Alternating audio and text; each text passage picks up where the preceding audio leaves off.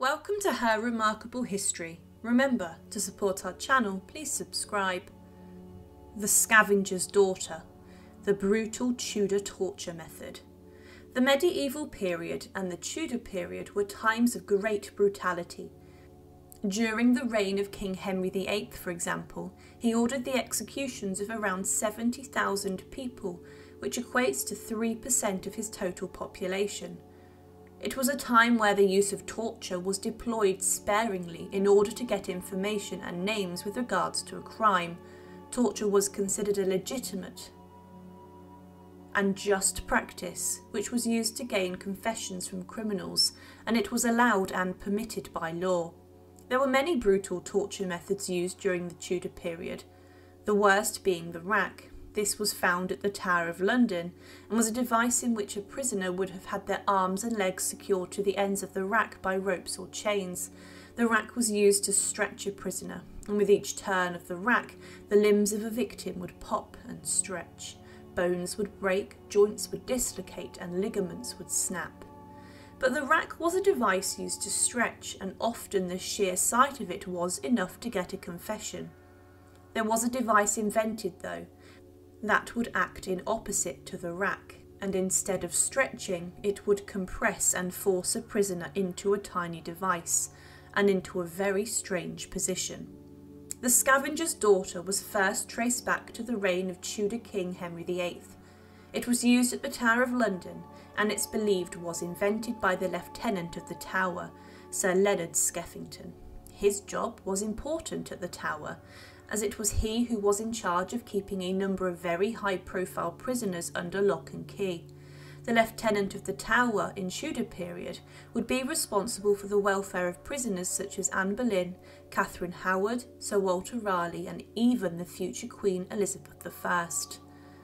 They were often in regular conversation with the high-profile prisoners, but they were also in charge of administering torture if the Crown wished, and Skeffington's job would have been bloody at times.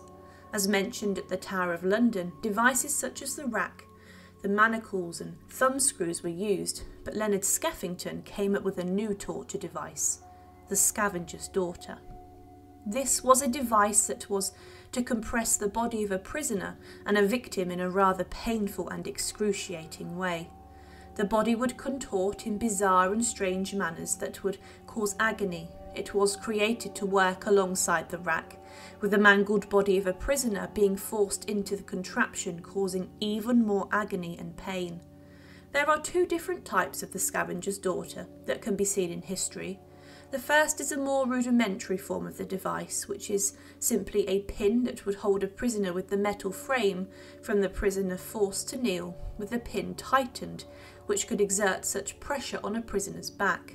But at the Tower, there is another example of the device which can be seen.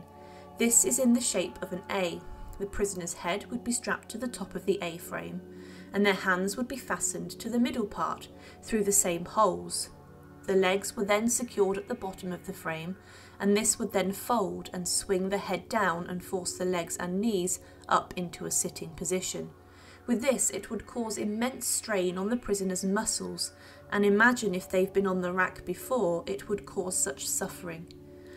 The victim's head would be pushed in the other way from the body, and the fact the device swung on hinges meant that the body could be contorted in a number of different ways.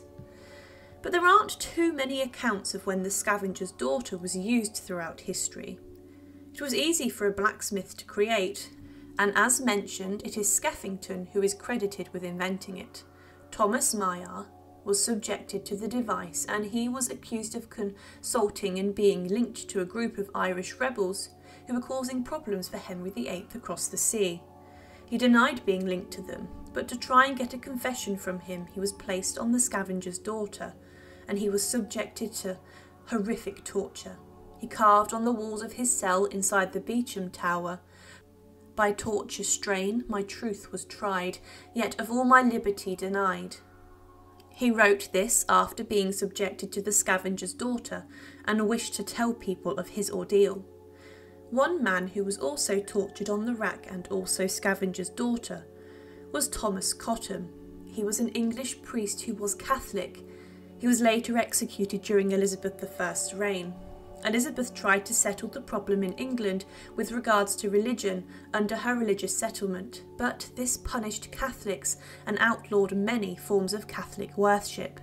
Cotton was put on the rack to try and get a confession from him, but then he was also placed on the Scavengers Daughter in the 1580s to try and extract more information. It's likely that he was put on there because he did not give any information.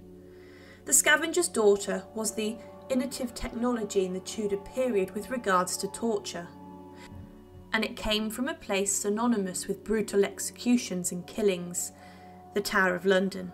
If you found yourself imprisoned there during the reign of the notorious kings and queens such as Henry VIII or Bloody Mary, then you could expect a very tough time inside the walls of one of history's most brutal prisons. Thank you for watching, and to support, please subscribe to Her Remarkable History. Thank you.